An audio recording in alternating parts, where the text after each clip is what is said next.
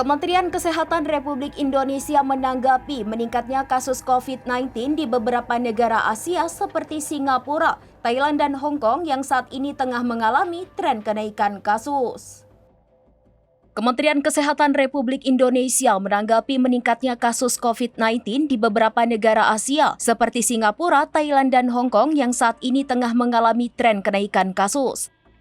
Peningkatan tersebut terjadi di tengah tingginya mobilitas masyarakat, termasuk dari Indonesia, yang diperkirakan akan bepergian untuk menghadiri berbagai agenda internasional, seperti konser artis dunia Lady Gaga yang dimulai pada 18 Mei 2025. Bagaimana langkah pemerintah Indonesia saat kasus COVID-19 di sejumlah negara lain mengalami lonjakan? Kepala Biro Komunikasi dan Informasi Publik Kemenkes Republik Indonesia, Adjie Muhawarman menjelaskan, berdasarkan pemantauan hingga Minggu ke-19 2025, kondisi penyebaran virus masih dalam batas aman. Di Singapura, lonjakan kasus tercatat, namun masih berada dalam pola musiman yang lazim terjadi setiap tahun. Varian yang bersirkulasi di sana merupakan turunan dari JN1 yang tidak menyebabkan peningkatan keparahan kasus. Adjie menegaskan bahwa pemerintah belum memberlakukan pengetatan akses keluar masuk negara. Namun pengawasan dan pemantauan di pintu masuk internasional tetap ditingkatkan melalui Satu Sehat Health Pass atau SSHP.